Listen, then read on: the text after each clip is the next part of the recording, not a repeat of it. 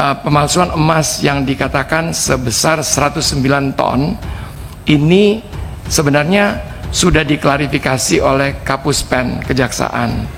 Alhamdulillah kami menjelaskan kepada beliau bahwa ini bukan pemalsuan emas. Emas yang kita proses memang harus kita proses karena ini adalah untuk keuntungan daripada Antam sendiri. Kalau dilihat kinerja Antam, kontribusi terbesar revenue-nya adalah dari emas. Tapi emas itu waktu prospektus tahun 1997 itu juga dikatakan bahwa Burcap adalah salah satu line of business. Kegiatan ini sebenarnya memang ada potensi untuk merugikan karena seolah-olah kita memproses pihak swasta, apalagi mereka mengakui bahwa emas yang mereka lebur cap di kita itu asal muasalnya tidak jelas. Maksudnya bisa aja dari peti, bisa aja dari beberapa proses-proses yang dianggap bisa illegal. Tapi kan ini memang bisnis yang harus berjalan. Nah, itu yang kerugian negara berapa, Pak? Bagaimana? Kerugian negara kalau benar nggak 109 triliun? Nah, itu yang kalau dihitung begitu kan kerugian negara jadi bisa 109 triliun. Dan GM-nya yang 4 terakhir tertangkap sebenarnya kan sudah juga digeledah, sudah 2 kali. Jadi maksud saya bukan bilang bahwa mereka pasti tidak salah, cuman kajian ini diperlukan dari pihak ketiga yang bisa menjelaskan secara runut bahwa tidak ada, bukan tidak ada, tapi tidak ada kerugian, dan kerugian negara pun kalau ada bukan kerugian yang sifatnya masif seperti yang diberitakan sekarang ini. Antam sekarang lagi masalah terkait dengan adanya isu-isu terkait dengan pemalsuan emas. Apabila diizinkan mungkin saya jelaskan sedikit. Jadi memang saya juga diingatkan oleh Pak Dirut bahwa selain juga tentunya pemalsuan emas, kami juga mengalami masalah dengan Budi Said yang waktu di pertemuan FGD yang lalu sebenarnya kami sudah jelaskan sedikit bahwa yang Budi Said atau mafia Surabaya itu sebenarnya kita itu dikalahkan memang sampai di tingkat PK. Namun Budi Said itu tetap mencoba untuk melakukan sita eksekusi dan juga PKPU. Alhamdulillah untuk keduanya itu tertunda karena kami mengajukan PK2 yang memang keputusannya belum ada, tetapi Budi Said sekarang berstatus tersangka sehingga ada proses pidana yang berbeda dengan proses perdata, karena di perdatanya kami kan dikalahkan sampai PK, jadi kami harus tetap menjalankan proses PK2 itu sesuai dengan ranah daripada perdata.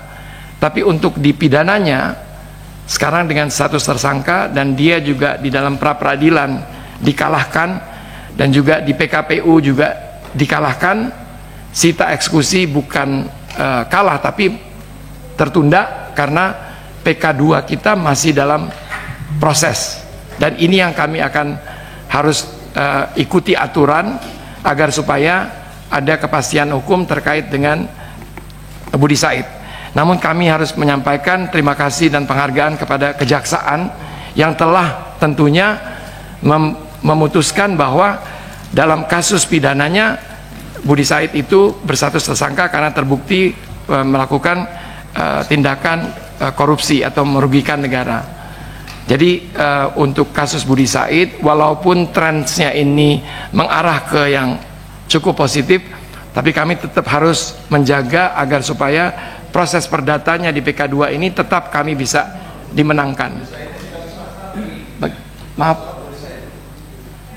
Pak, yang ini Budi Said ini adalah kasus yang emas di Surabaya. Ya, Crazy Rich, betul Ibu Rika, ya betul. Ya, sekarang statusnya masih tersangka dan sudah ditahan, tapi belum pelimpahan ke pengadilan, masih dalam proses, bapak-bapak dan ibu-ibu yang kami hormati. Nah, terkait dengan pemalsuan emas, ini perlu kami jelaskan bahwa pemalsuan emas yang dikatakan sebesar 109 ton ini sebenarnya sudah diklarifikasi oleh Kapus Pen Kejaksaan. Alhamdulillah kami menjelaskan kepada beliau bahwa ini bukan pemalsuan emas, karena yang dilihat oleh kejaksaan adalah emas semua yang diproses di Antam dalam kurun waktu 2010 sampai 2021 itu yang di luar daripada emas yang kami hasilkan di Pongkor, itu semua dihitung sebagai yang diproses, yang oleh berita itu dikatakan bahwa emas palsu. Nah, alhamdulillah dalam penjelasan kami kepada Kapuspen, beliau juga mempertajam. Jadi di dalam statementnya dikatakan bahwa bukan emas palsu. Namun ada beberapa hal yang harus juga kami sampaikan, bahwa di dalam proses lebur cap ini ada branding atau licensing yang dilihat oleh kejaksaan ini merugikan. Jadi diproses di Antam, tetapi kita tidak membebankan biaya licensing atau branding, brand value. Jadi ada cap emas, Pak Darmadi. Jadi memang ada cap emas yang kita berikan, karena kan dengan dicap adanya emas itu juga meningkatkan tentunya nilai jual. Tetapi kita memang tidak mampu untuk memproses semua emas yang ada karena kapasitas daripada logam mulia itu bisa sampai 40 sampai 80 ton. Padahal Pongkor kita itu sendiri hanya 1 ton setahun. Kalaupun kita bisa produksi dengan terus-menerus secara sustainability. Nah, oleh karena itu kami harus memproses dari luar juga, termasuk yang kita import ataupun emas-emas yang ada di domestik. Nah, inilah yang menjadi sedikit ada yang kita harus buat kajian yang komprehensif, sehingga kajian ini bisa mendukung argumentasi kita bahwa emas yang kita proses memang harus kita proses karena ini adalah untuk keuntungan daripada Antam sendiri. Kalau dilihat kinerja Antam, kontribusi terbesar revenue-nya adalah dari emas. Tapi emas itu waktu prospektus tahun 1997 itu juga dikatakan bahwa lebur cap adalah salah satu line of business. Namun kita memang tidak membuat kajian yang komprehensif karena di tahun 2017 sempat di stop lebur cap ini, sehingga kajian itu memang tidak pernah kita buat secara komprehensif. Mudah-mudahan walaupun ini terlambat, tapi kan tidak ada kata-kata terlambat, kita hanya bisa membuat kajian yang juga diterima oleh pihak kejaksaan, sehingga mereka melihat bahwa kegiatan ini sebenarnya memang ada potensi untuk merugikan, karena seolah-olah kita memproses pihak swasta, apalagi mereka mengakui bahwa emas yang mereka lebur cap di kita itu asal muasalnya tidak jelas. Maksudnya bisa aja dari peti, bisa aja dari beberapa proses-proses yang dianggap bisa illegal.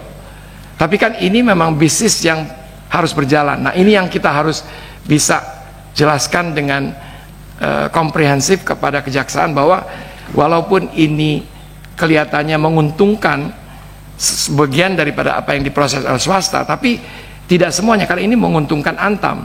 Karena semakin banyak proses yang kita lebur capkan di logam mulia, ini membuat peningkatan harga produksi atau harga lebur cap itu jadi makin tipis. Jadi memang buktinya bahwa tidak merugikan yang masih harus kita perdebatkan dan kita mesti jelaskan. Ini mungkin bapak-bapak, ibu-ibu yang kami hormati. Kerugian negara berapa, Pak? Bagaimana? Kerugian negara kalau benar nggak 109 triliun? Nah, itu yang kalau dihitung begitu kan kerugian negara jadi bisa 109 triliun.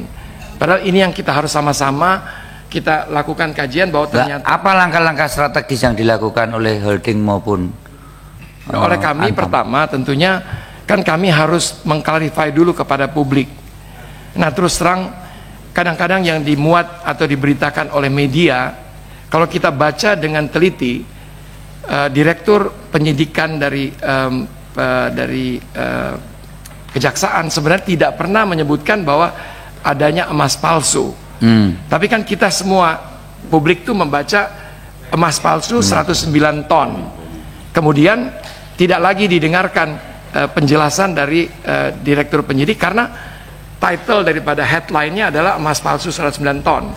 Jadi begitu kami menjelaskan bahwa proses kami tidak ada emas yang palsu, dipelintir atau di-quote oleh media yang membuat mungkin dari pihak kejaksaan seolah-olah kita menantang bahwa mengatakan bahwa yang salah ini adalah pihak kejaksaan.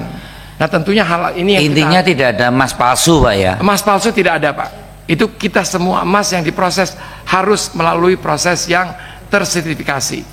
Dan LBMA, London Bullion Metal, itu sangat-sangat rigid di dalam mengaudit kita. Jadi emas yang diproses di Antam tidak ada emas palsu, dan ini alhamdulillah sudah di-clarify oleh Kapuspen di berita di hari Sabtu, Pak. Jadi yang memang masih missing, Pak, itu Pak Darmen, itu memang brand value-nya seolah-olah tidak kita charge. Padahal dalam penghitungan kita ini juga sudah ada untungnya. Nah, ini yang harus mungkin ya nggak bisa kita memperdebatkan bahwa kita mempertahankan bahwa kita sudah hitung dan sudah benar. Ada baiknya kita harus mendapatkan kajian yang apakah itu dari Lemhanas atau dari ITB atau apa yang membuktikan bahwa apa yang kita lakukan sebenarnya tidak ada yang merugikan. Cuman kan kalau kita menjelaskan begini ditanya oleh media bisa salah dan bisa menyinggung pihak yang lain. Oleh karena itu ya sebaiknya kita harus tentunya harus duduk dan kita buat kajiannya, dan kita bersama-sama dengan kejaksaan mengidentify sebenarnya kerugian kita sebenarnya berapa sih dari 2010 Ibu Eva sampai tahun 2021. Jadi the whole 10 years kan. Kalau bagaimana Bu? Pak? Apanya? Ya, nanti kita nanti pendalaman yang intinya kita melihat ada kekurangan dari sistem bisnis PT Antam sehingga hal ini bisa terjadi. Pasti ya, kita tadi juga dikatakan ada kekurangan ya. Dari 2010 sampai 2000 iya, 2021 karena 10 tahun. 10 tahun, Pak, dan GM-nya yang 4 terakhir tertangkap sebenarnya kan sudah juga digeledah sudah 2 kali panggil. Jadi maksud saya bukan bilang bahwa mereka pasti tidak salah, cuman kajian ini diperlukan dari pihak ketiga yang bisa menjelaskan secara runut bahwa tidak ada bukan tidak ada, tapi tidak ada kerugian, dan kerugian negara pun kalau ada bukan kerugian yang sifatnya masif seperti yang diberitakan sekarang ini.